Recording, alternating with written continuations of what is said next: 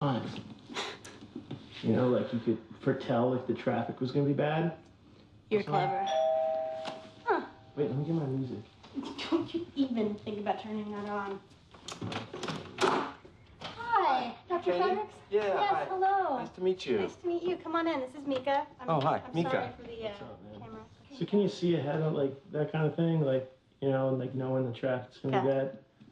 Oh, usually it depends on the day of the week or the time of the day, you know. Like all of us. Yeah. I never hesitate when somebody says, will you come to San Diego? I'm always ready to do that. Well, I'm certainly glad you could make the trip today. I really do appreciate it. I'd like to spend a little bit of time getting to know you, getting a little bit more information than what we shared over the telephone. Absolutely. Getting to know both of you, what's your life like, what's your relationship like. It's good.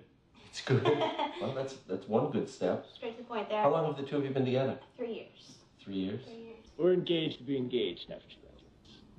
Mm-hmm. And your jobs, both of your jobs? I'm a student. I'm an English major and hoping to be a teacher soon. I don't know where yet. Mika is a day trader. Yeah. How about your health? We're in good health. And no medications involved? No. Okay. More often than not, things that you've shared with me can be explained away by simple things like squeaky houses or rattling pipes or, you know, some normal thing that's going on that just has people a little bit more freaked because they're under a high degree of stress. So this, let's call it a haunting, has happened to you before moving into this house? Yes. It started when I was 8. I was living with my family, of course, and I shared a room with my younger sister, Christy. She was 5. And at that time, we both, experienced whatever it was. I would feel the breathing, it would wake me up, and I would wake her up, and I would see the, I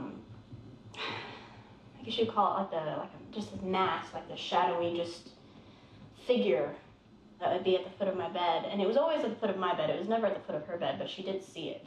So she saw it also? Absolutely. And we were both absolutely terrified. Okay. I mean, couldn't even move. It was horrifying. And you would just pray, please, please let it go away, and then eventually it would. So this happened for a while in our first house, and then there was a fire. We managed, everyone got out, no one was hurt, thank goodness, but we lost everything. So we moved. Was it ever determined what caused the fire? No. Okay. And I'm not saying it had to do with the haunting stuff. I'm not saying that at all. I don't know what it was. Did the fire department do any investigation of the causes of the fire? I don't know if there was like a criminal investigation, but I know that they really tried to figure out what was the cause, and they couldn't. Okay. It wasn't electrical or anything, simple like that. So then, from the time you were 8 years old until now, have you experienced this periodically over the ensuing years? Yes. From 13 on, it's happened periodically. Over the past few weeks, things have started happening again. So when you tell me that it's moved from where you were living when you were 8, again when you were living someplace else when you were 13, and now here, it seems to me that that's what we're dealing with, something that's basically connected to you. These lights have been flickering, these ones that are in the ceiling. We've had water from the faucets turn on and off unexplainably.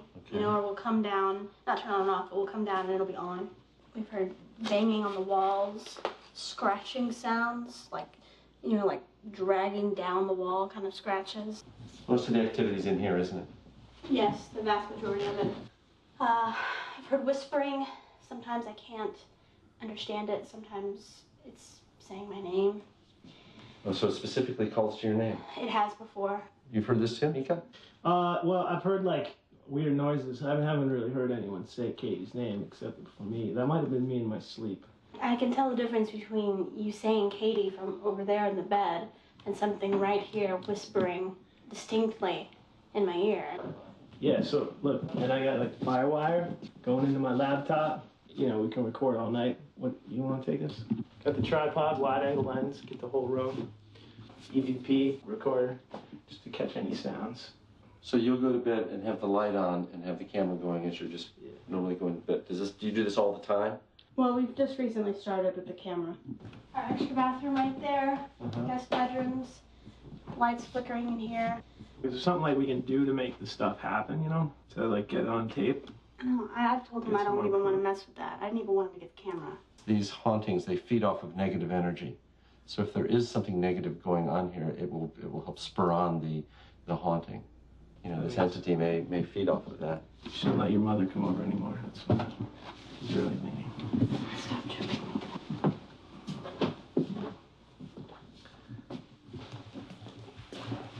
My area of expertise is dealing with ghosts. That's what I built my career around, helping people get in touch with people who have died, communicating with ghosts, the spirits of dead human beings. A demon is something different. That's an entity that relates to something that is non-human. Okay. A lot of debate, a lot of discussion about what that could be, but it's not a person. Okay? Dealing with demons is not my area.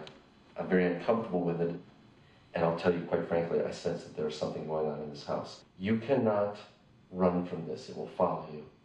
It may lay dormant for years. Something may trigger it to become more active, and it will, over time, reach out to communicate with you. Okay, I'm going to give you the name of Dr. Johann Avery's. He's a colleague of mine. He's a demonologist. He specializes in this sort of thing. He's in Los Angeles. Okay. But what about, all right, check this out. What if we just get the switchboard, right, and we find out what it wants, and then we just give it what it wants, and then gone? Because what it probably wants is Katie.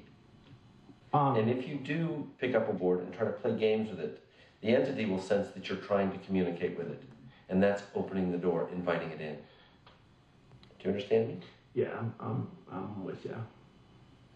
I hope so. You're going to be fine. Okay? Glad to hear you say that. Thank you so much for coming. I will definitely give Dr. Avery's a call. Have a very safe trip back. I will. Bye-bye, both of you. Bye. Later. What a fruit. Do you think you could try not to be completely rude to him?